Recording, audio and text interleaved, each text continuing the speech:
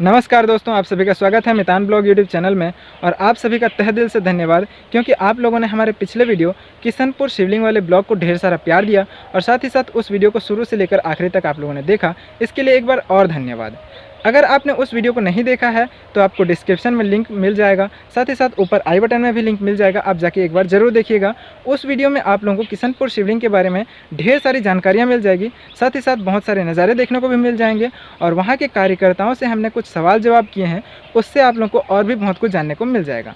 So friends, हम point पर आते हैं और हमने जो थंबनेल में बताया था आप लोगों को, उस पॉइंट की ओर आगे बढ़ते हैं। हमारे कुछ व्यूवर्स हैं जिनके मन में इस किशनपुर शिवलिंग वाले वीडियो से कुछ सवाल और कुछ शंकाएं हैं, तो उन सवालों का जवाब और उन शंकाओं को दूर करने की कोशिश करते हैं हम 3 जवाब के माध्यम से। तो चलो चलते हैं और जानते हैं कि ये 3 जवाब क्या हैं। तो दोस्तों, हमारा पहला जवाब है, क्योंकि भारत देश के अलग अलग राज्य के सभी जगहों से लोगों ने देखा है इस वीडियो को, तो उनके मन में ये जानने की लालसा है कि ये किशनपुर जहाँ पे शिवलिंग उत्पन्न हुआ है वो जगह कहाँ पे है, उसका लोकेशन क्या है। तो इसके बारे में मैं बता दूँ, इसका एड्रेस है भारत देश, छत्तीसगढ़ राज्य, महासमुंद जिला, पिथौरा तहसील, किशनपुर गांव। किशनपुर गांव के खेत में उत्पन्न हुआ है ये शिवलिंग, जिसके बारे में हमने वीडियो बनाया था। दूसरी बात, इसकी मैप में लोकेशन, किशनपुर छत्तीसगढ़ जैसे ही लिखेंगे आप गूगल मैप में, तो आपको डायरेक्ट इस लोकेशन में ले जाएगा गूगल मैप। इसका लिंक मैं डिस्क्रिप्शन में दे दूँगा, आप वहाँ से भी जाके डायरेक्ट गूगल मैप में एंटर कर सकते हैं किशनपुर लोकेशन में। अगर मैं रूट की बात करूं तो छत्तीसगढ़ का राजधानी क्या है, रायपुर। रायपुर से आप अगर NH-53 पकड़ेंगे जो कि उड़ीसा और पश्चिम बंगाल की ओर जाता है, तो उस रास्ते में 100 किलोमीटर में पिथौरा है जो कि तहसील है। इस पिथौरा से लेफ़्ट साइड में आप लोगों को देखने को मिल जाएगा किशनपुर का बोर्ड। उसी में जाएंगे आप उस रूट में, तो आपको 7.5-8 किलोमीटर के अंदर ही किशनपुर मिल जाएगा। वहाँ आप जाके खेत में जाएंगे तो आप लोग को शिवलिंग का दर्शन हो जाएगा। सो फ्रेंड्स, मैंने लोकेशन तो बता दिया आप लोगों को। तो दोस्तों, चलते हैं दूसरे सवाल के जवाब की ओर। और जो दूसरा सवाल है, ये एक कॉमन सवाल है जो कि हर एक व्यक्ति के मन में आता है, क्योंकि ये भगवान के लिए शंका या शक का सवाल है। लोग ये समझ रहे हैं कि हमने जो किशनपुर शिवलिंग के बारे में दिखाया वो सारा का सारा झूठ था। तो इसको मैं 5 पॉइंट बताऊंगा, जिसमें से 4 पॉइंट हैं पॉजिटिव और 1 पॉइंट है नेगेटिव। लेकिन नेगेटिव पॉइंट को भी मैं पॉजिटिव बना सकता हूँ, अगर आप लोग चाहें, आप लोग कमेंट करें तो चलो आगे बताता हूँ मैं, आप लोग किस तरह से कमेंट कर सकते हैं। देखिए दोस्तों, किशनपुर का जो शिवलिंग है वो सच्ची घटना है। वहाँ पे वास्तव में पॉजिटिव एनर्जी है और भोलेनाथ की कृपा है। इसको प्रूफ करने के लिए 4 पॉइंट हैं। पहला पॉइंट, वहाँ के जो खेत के मालिक हैं जहाँ पे शिवलिंग उत्पन्न हुआ है, वो सबसे पहले देखे थे शिवलिंग को। और उनसे जब हमने पूछा कि आपको ये शिवलिंग है ऐसा कैसे पता चला, तो उन्होंने कहा कि सबसे पहले मैं जब शिवलिंग को देखा तो वो शिवलिंग मकड़ी जाल से घिरा हुआ था। उसको मैं साफ़ किया, उस पर जल अर्पण किया, वहाँ पे मैंने पूजा पाठ किया और कुछ दिनों तक लगातार मैं सेवा करता रहा और अपने दुख दर्द को दूर करने के लिए उनसे विनती करता रहा। तो एक समय ऐसा आया जब मेरे सारे दुख दर्द दूर हो गए, सारी समस्याएं मेरी समाप्त हो गई। तो इससे मैं ये जान गया कि ये एक्चुअल में शिवलिंग है। उसके बाद मैंने क्या किया, गाँव वालों को बताया और इस तरीके से गाँव में प्रचार हुआ, धीरे धीरे लोग इसको जानने लगे। तो इस तरीके से पहला ये पॉइंट निकला कि जो मालिक है वो स्वस्थ हो गया, इसीलिए हम मान सकते हैं कि यहाँ पे पॉजिटिव एनर्जी है और भोलेनाथ की कृपा है। दूसरा पॉइंट ये है कि इतना सारा भीड़, अब भीड़ का क्या कारण है, क्योंकि वहाँ से लोग आराम हो रहे हैं और लोगों को बता रहे हैं कि हमें स्वास्थ्य लाभ मिल रहा है, तभी लोग वहाँ पे भारी संख्या में पहुँच रहे हैं और उस शिवलिंग का दर्शन करके वहाँ की मिट्टी का लेप अपने शरीर में लगा रहे हैं। देखिए दोस्तों, अगर कोई एक व्यक्ति जाता, 2 व्यक्ति जाता या फिर हम अकेले जाते और वहाँ पे शूट करके ले आते, तो ये एक फेक वीडियो हो सकता था।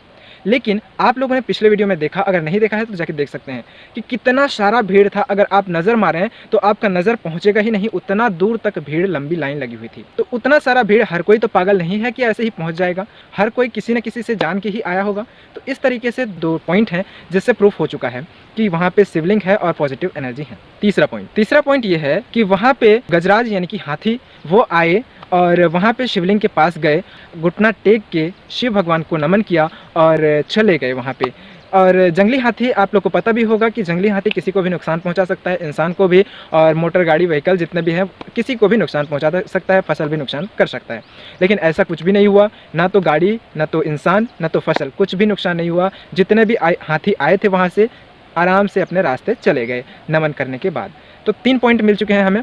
चौथा पॉइंट देखिए दोस्तों, शिव भगवान का जो गले का हार होता है वो नाग सर्प होता है। तो ये जो सांप है हर रोज़ वहाँ किसी न किसी भक्त को दिखाई दे रहा है और लोग उस नाग सांप को, नाग सर्प को दूध पिला रहे हैं, उसकी सेवा कर रहे हैं, उसकी पूजा कर रहे हैं। ये जो मैं बता रहा हूँ ये वहाँ हमने पूछा है और वहाँ से जो हमें पता चला है वही मैं बता रहा हूँ आप लोगों को। तो दोस्तों, अगर सांप कहीं पे मिल जाए तो एक बार वहाँ दिखने के बाद दोबारा नहीं दिखता है। सांप का ये एक व्यवहार होता है कि वो एक बार दिखने के बाद उस एरिया में दोबारा नहीं आता। अगर एक दूसरे पॉइंट में देखें तो सांप किसी को भी नुकसान पहुंचा सकता है, लेकिन उतना भीड़ में भी किसी को नुकसान नहीं पहुंचा रहा है और पूजा करने के बाद वो चला जाता है। तो इस तरीके से 4 पॉइंट हैं हमारे पास जिससे वहाँ पॉजिटिव एनर्जी, शिवलिंग और भोलेनाथ की कृपा की होने का प्रमाण मिलता है। एक पॉइंट है जिसको अभी तक किसी ने प्रूफ नहीं किया है, वो क्या है? वो ये है कि लोग वहाँ पे आ रहे हैं और ये कह रहे हैं कि हम यहाँ पे दर्शन करेंगे और चले जाएंगे और उसके बाद हमारा स्वास्थ्य लाभ हो जाएगा, या फिर हो रहा है, जो भी बोल रहे हैं वहाँ पे।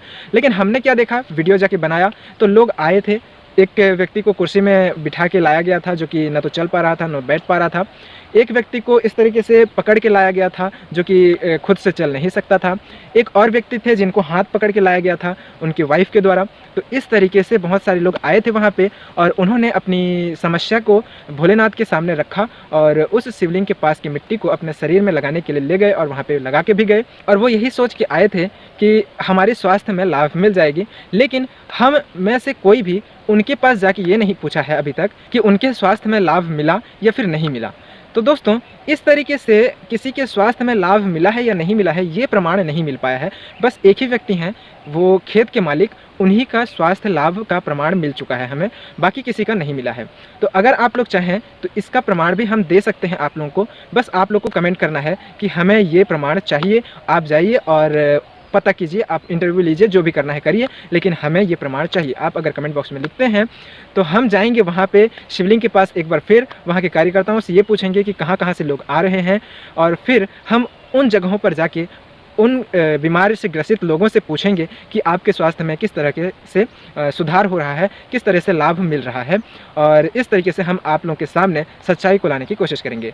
सो फ्रेंड्स, ये तो हो गया प्रमाण और एक पॉइंट था जिसका हम प्रमाण करने वाले हैं। अब जो तीसरा जवाब है, तीसरा सवाल का जवाब है, वो आप लोग कमेंट बॉक्स में लिखिए, तभी हम ढूंढने जाएंगे और वहाँ से फिर आप लोगों को बताएंगे।